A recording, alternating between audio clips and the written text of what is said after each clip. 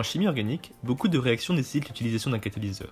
La plupart sont composés de métaux substitués qui vont être introduits avec les réactifs. Ainsi, lorsque l'on obtient le produit, il est encore mélangé avec le catalyseur. Celui-ci va être éliminé lors des étapes d'extraction et de purification, puis jeté. Comme ils sont onéreux et polluants, ce serait utile de pouvoir les récupérer facilement. C'est pour cela que nous avons développé un catalyseur magnétique. Il peut être séparé du mélange réactionnel facilement grâce à un aimant. Une fois récupéré, on peut le réutiliser pour faire une nouvelle réaction.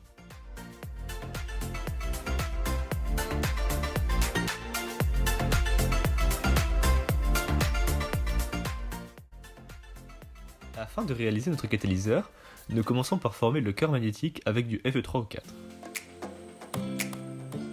Ensuite, on entoure ce cœur avec de la silice qui va faire le lien entre le cœur magnétique et le groupe catalysant.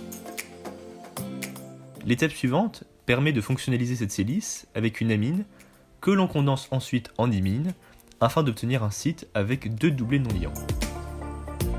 C'est dans ce site que nous introduisons alors de l'acétate de cuivre qui sera le catalyseur lors des réactions. Et une fois le catalyseur obtenu, nous l'avons caractérisé par spectroscopie infrarouge et l'avons observé par microscopie électronique à balayage. Afin de tester notre catalyseur, nous avons réalisé une réaction de Huisgen qui permet de former un triazole à partir d'un alcyne et d'un azoture grâce à une catalyse de cuivre. Nous utilisons ici du bromobenzyle qui sera transformé en azoture in situ grâce au NaN3. Après avoir ajouté les différents réactifs et le catalyseur, le mélange réactionnel est chauffé à 80 degrés et porté à reflux. On laisse ensuite la réaction se faire pendant environ une demi-heure. Nous contrôlons la fin de la réaction par chromatographie sur couche mince. En effet, les trois composés présents sont visibles à l'UV grâce à leur cycle aromatique. Une fois la réaction terminée, le catalyseur est séparé facilement grâce à un aimant, puis rincé l'éthanol. Ensuite, afin d'extraire le produit désiré du mélange réactionnel, on ajoute de l'eau distillée qui permet d'augmenter le volume de la phase aqueuse car l'eau est miscible de l'éthanol. Le produit est alors mixé 3 fois avec de l'acétate d'éthyle.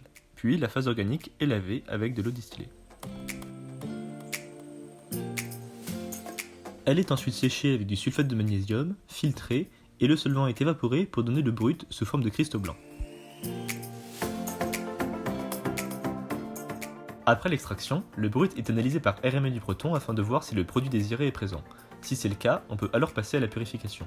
Nous réalisons pour cela une chromatographie sur colonne. Notre produit n'étant pas soluble dans toluène, nous devons réaliser un dépôt solide. On dissout le brut dans du méthanol et on réalise un gel de silice avec ce mélange. Après évaporation de ce gel, on obtient de la silice sur laquelle est greffé le brut réactionnel. On introduit le dépôt solide dans la colonne et on élue avec de l'éther de pétrole et de l'acétate d'éthyle dans les proportions 80-20.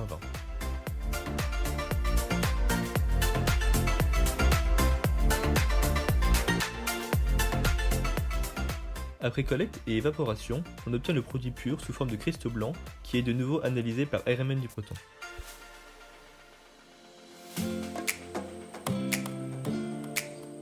Afin de comparer l'efficacité de notre catalyseur magnétique, nous avons réalisé en parallèle la même réaction avec un catalyseur diodeux de cuivre utilisé habituellement pour les réactions de Huisgen. Le protocole expérimental est identique à celui précédemment exposé. Avec notre catalyseur, on obtient un rendement de 87%, alors que le catalyseur classique donne un rendement de seulement 55%.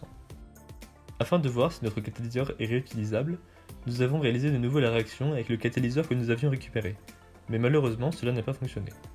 Nous avons soulevé deux hypothèses pour expliquer cet échec. La première serait que l'acétate de cuivre se soit détaché du cœur magnétique. La catalyse est alors impossible. La seconde serait que les nanoparticules se soient agglomérées entre elles. La surface spécifique du catalyseur est alors considérablement réduite.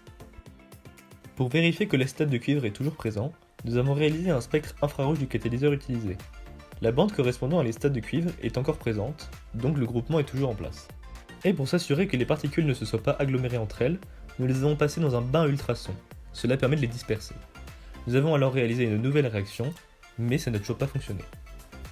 Et enfin, en plus d'étudier le recyclage du catalyseur, nous avons réalisé la même réaction avec du catalyseur neuf, et nous avons observé une baisse des rendements au fur et à mesure de l'avancement de notre PSE. Il semble se dégrader.